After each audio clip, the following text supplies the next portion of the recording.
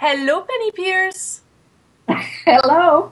Thank you for being here with us today to speak about frequency and vibrations and intuition. It is essential these days to understand that. And you're the author. You've been a best-selling author, of intuition, the intuition way, and now frequency. And we're going Yes. to talk about this book first before starting with anything else, because you're bringing up many interesting points. Can you tell us why it's essential for us to understand the frequency and the vibration, and that we're all energetic beings? Why is it so essential? Well, I think it's just something that's naturally happening these days because I don't know if most intuitives and many regular people too, are picking up that world seems to be accelerating. Time is accelerating. Everything seems to be going faster and it's more intense. And I think that really there is an increase of frequency in the planet itself. That means that we're starting to be able to vibrate our own bodies faster, which means that we start picking up information straight from the energy field, straight from other people's bodies. So everything's more subtle now, and we're starting to understand that everything actually is made out of energy. So there's a new way of perceiving coming in. So it's not so much that it's essential, it's just that it's really what I think is happening overall. And we need to learn a new skill set. We need to learn how to perceive this new way. And as we learn this, it's like the world itself is following different rules of the way things happen. Things are faster. Everything's more in the present moment. So we need to learn what it takes to be a human being now. That's right. In fact, we are sort of becoming a new kind of human being without having to die to do it. We're here, and our bodies are vibrating faster and faster, and we're just learning these new rules. I call them frequency principles, working with energy. What are the signs of the body trying to adapt to this frequency? Is there more diseases? Is there struggles from people? How does this show up in our life?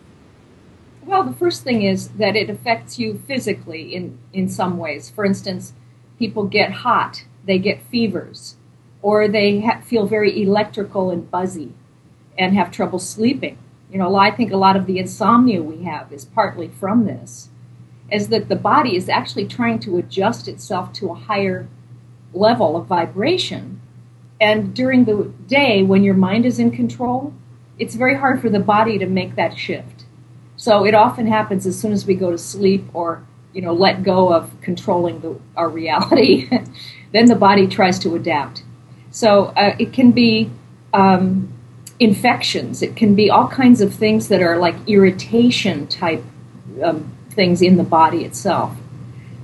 More accidents, for instance. But then there's another component of it, which is emotional, where my theory is that the old subconscious fears that we have, that we've denied or suppressed, it used to be that we could deny them and suppress them, that we could put them out of sight and not have to think about them. But now that level of vibration doesn't really exist on the planet anymore.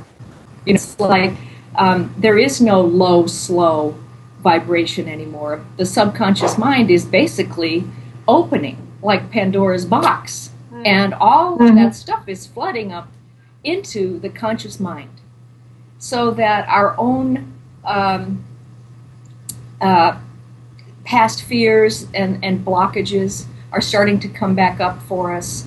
And even society's problems are coming up into current events, into the news. So you can't have secrets very much anymore. So, it's like things like sexual abuse and scandals in politics and all this stuff that used to be able to be hidden can no longer be hidden. Okay, well, as that starts to happen to you and me, partly our mind says, I don't want to feel that. I don't want to have to feel that negative stuff. So I'm going to try and push it back down. I'm going to try to avoid it again. And then that creates an anxiety within the system. So part of this acceleration then causes people to get very nervous, irritable, sometimes enraged and violent. And it's just causing a lot of emotional upsets. And you see it all the time, of course, in the news, in politics, So that's part of it. So we need sort of a roadmap on how to get through this process. Yeah. That's part of what the book is about. And so how do you deal with other people around you, I guess, that are also raising their vibration, and then we become also even more sensitive to their own vibration? So this is a lot to deal with, isn't it? You're not only feeling your own stuff coming up, but you're probably feeling other people's stuff as well, because we're all getting very telepathic and very empathic. We can feel more, and it's making an impact on us more. Well, because our own subconscious stuff is coming up, our own fears, we're agitated enough just by that. But then other people's fears are coming up also, and because we're so extra sensitive right now, or ultra sensitive, we're picking up on other people's stuff too, and not really knowing whether it's ours or theirs. And so it creates an extra level of stress, because we're not sure what it is we're picking up on. We don't know what's happening to us. That's why I wanted to write this book, because it helps us understand that there is a whole art to becoming sensitive. And how do you discriminate information that's coming through your body, that's not verbal, and then translate that information up into something that's meaningful for you. And I think that's a new art form. And it is intuition, but it's very related to the body. So I call it more sensitivity now, that I think we're all becoming ultra sensitive. So how do we deal with that? Well, part of this goes back to what I was talking about, personal vibration, which is the subtitle of the book. And I think that when you start knowing yourself as a being that's made out of energy, then you realize everything vibrates. You have your vibration, I have my vibration, and everyone radiates a certain kind of frequency. Now, the thing with vibration is that we have resonance. That means we often adapt ourselves to whatever we're around. We match it, frequency matching. So if you're around a really happy person, you might get happier than you were before. And if you're around a victim or a depressed person or a complaining person, you might feel worse than you were before.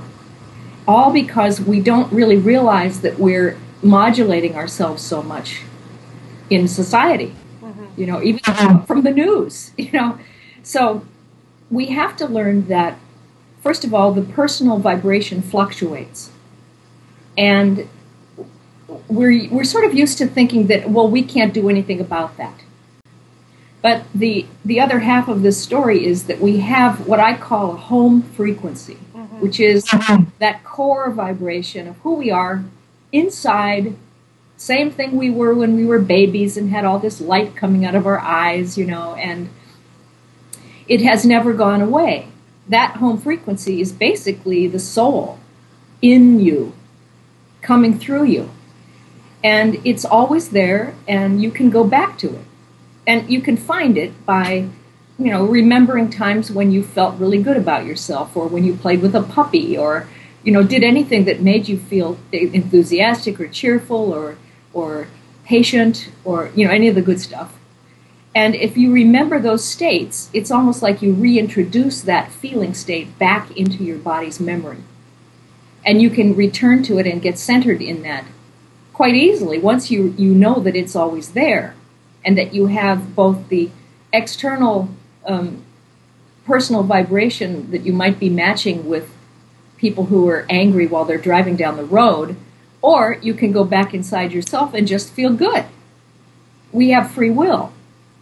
So the big thing that I think is up today is for us to have free will about how we want to feel, and not give that away just because someone else is in a bad mood.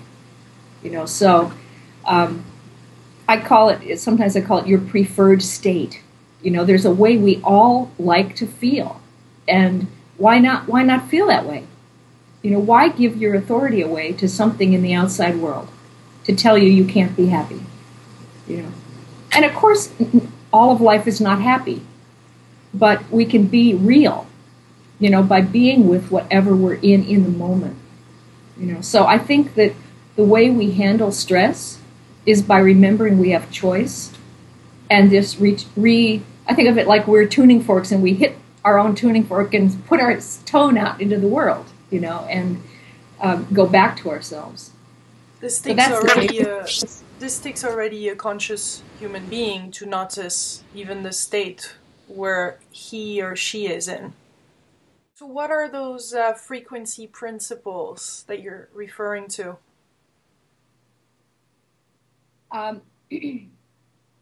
Well, some of the frequency principles have to do with, for instance, that energy moves in waves. It also sort of blinks in and out like particles and waves, some of the principles of quantum physics.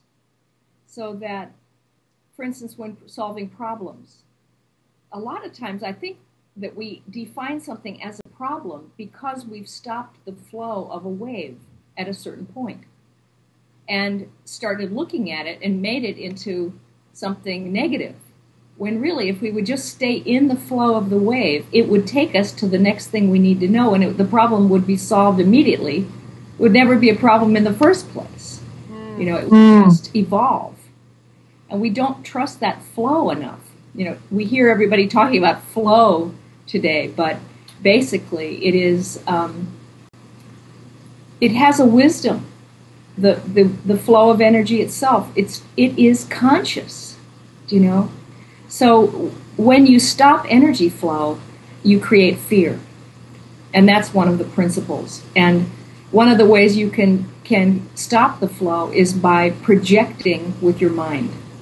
For instance, thinking about the future, worrying about the future, creating some sort of fictitious negative potential reality that might never exist.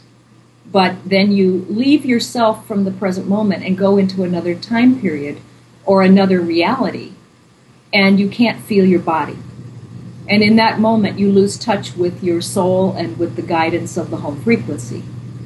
You know, and that stops the flow of energy.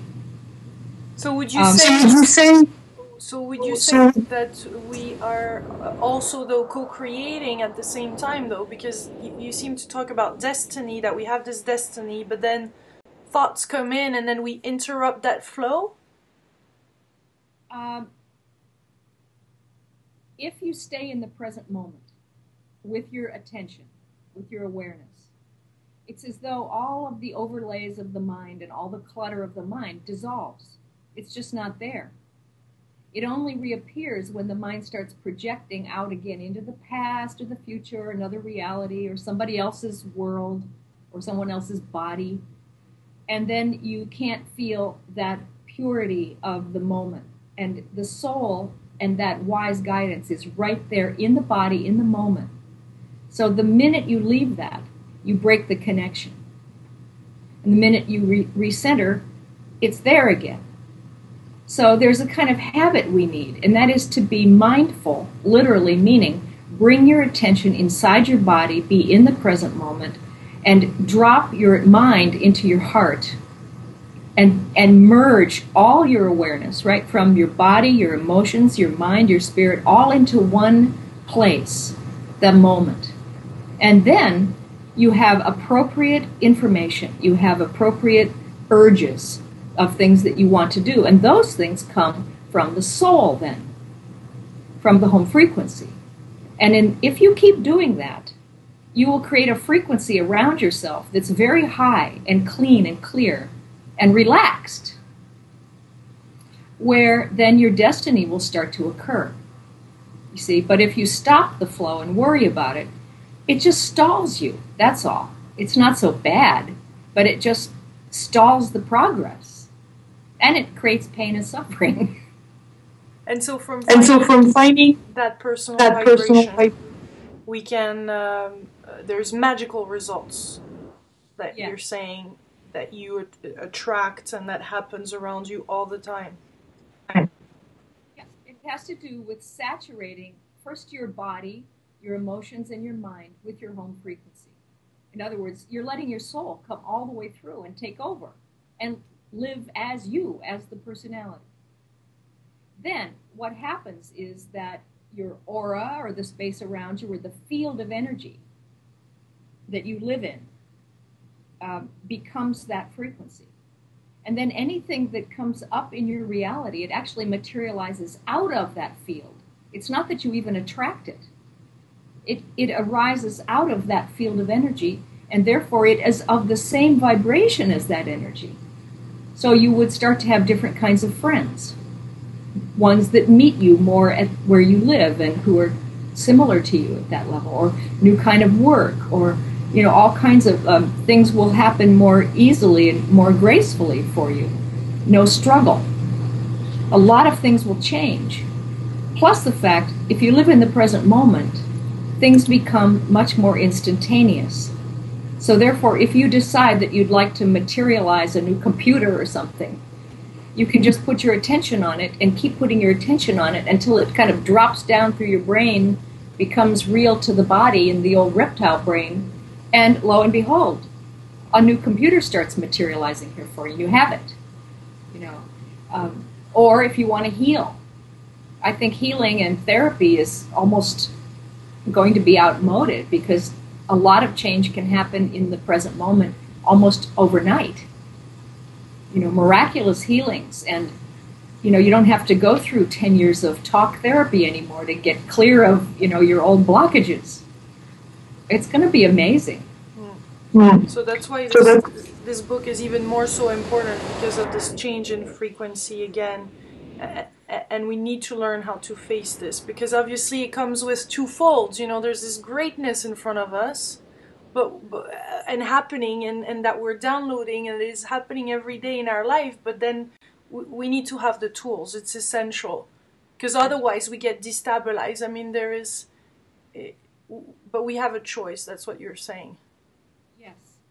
Yes, and there's an experience we're having now, I think, of time speeding up, but what's really happening is our consciousness is coming fully into the present moment.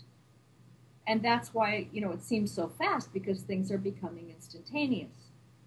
So we need to learn how to work with that. It's, in a way, we're saying there is no future anymore. Well, that's a hard concept to understand. But I think of it more as we have this ball of energy around us. That's our field, our aura. And in that space, there are different frequencies, like a radio dial. So the one you're in right now is a ball maybe this big, but your future is just a layer beyond that at a higher frequency. But it's in you now. It's just a higher frequency that's in you now. So if you raise your vibration, you'll move into that potential future reality, but it'll just happen immediately.